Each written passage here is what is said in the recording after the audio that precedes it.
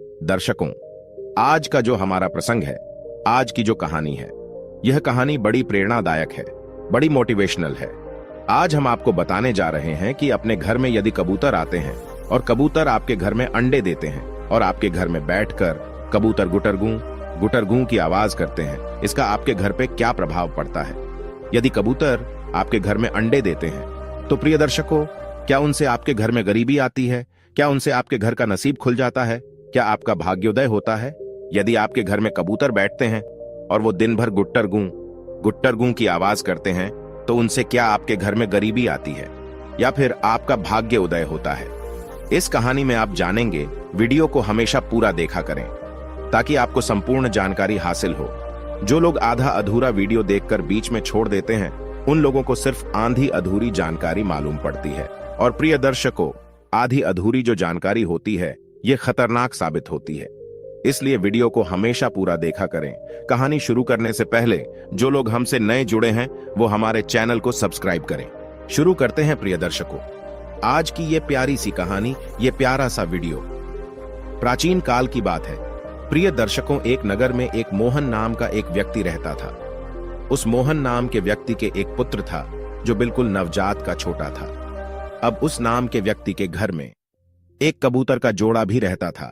प्रिय दर्शकों, मोहन की पत्नी परिंदों से बड़ी नफरत किया करती थी और मोहन सभी परिंदों से बड़ा प्रेम किया करता था।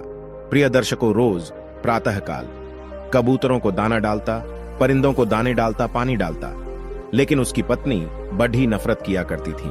वो अपने पति से अक्सर इसी बात को लेकर के झगड़ती रहती थी कि तुम इन फालतू के परिंदों को दाना पानी डालते हो, ये मुझे बिल्कुल पसंद नहीं है, आप ऐसा छोड़ दो, ऐसा करना छोड़ दो। प्रिय दर्शकों, मोहन अपनी पत्नी को समझाता है और कहता है कि प्रिय, ये सभी भगवान की देन है। ऊपर वाले ने जितनी भी परिंदे बनाए हैं, ये सभी परिंदे हर इंसान को दुआ देते हैं। यह कभी भी बद्दुआ नहीं देते हैं, ये हमारी दुआ करते हैं। इसलिए इन परिंदों की खिदमत करना भी हमारा फर्ज है। इनकी देखरेख करना भी हर मनुष्य का कर्तव्य है। इनको दाना पानी डालना भी हर मनुष्य का कर्तव्य है। और जो मनुष्य परिंदों को दाना पानी डालता है, उनका भाग्य साथ देने लगता है। इस तरीके से मोहन अपनी पत्नी को समझाता है, लेकिन उनकी पत्नी इन बातों को समझने के लिए बिल्कुल भी तैयार नहीं थी। वो अक्सर अपने पति से इसी बात को लेकर रोज झगड़ती रहती थी। वो कहती थी कि कबूतरों को मेरे घर से दूर भगाओ, मेरे घर के आसपास ये कबूतर परिंदे बिल्कुल नहीं आने चाहिए। प्रिय दर्शकों, मोहन की पत्नी हर परिंदों से बड़ी नफरत किया करती थी और अपने पुत्र से बड़ा प्रेम करती थी।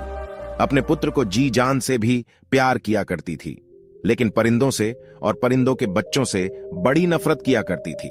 मोहन अपनी पत्नी को समझाने की खूब कोशिश करता, लेकिन वो बिल्कुल नहीं समझती थी।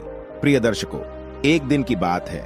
मोहन किसी काम से शहर चले जाता है और पीछे मोहन के घर में जो कबूतर और कबूतरी रहते थे, वो मोहन के घर में ही अंडे दे देते हैं। अब मोहन की पत्नी अपने पति से इस बात को लेकर के झगड़ती।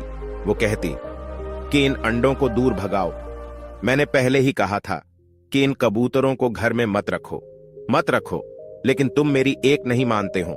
अब देखिए, इन कबूतरों ने हमारे घर में अंडे दे दिए हैं। इन कबूतरों ने हमारे घर में अंडे देकर गंदगी फैला रखी है। इसी बात को लेकर मोहन की पत्नी अपने पति से आए दिन झगड़ा करती, आए दिन लड़ाई झगड़े करती, लेकिन मोहन अपनी पत्नी को बार बार समझाता। प्रिय दर्शकों, अब एक दिन किसी काम से को जाता है, वो शहर चले जाता है। पीछे से उसकी पत्नी सोचने लगती है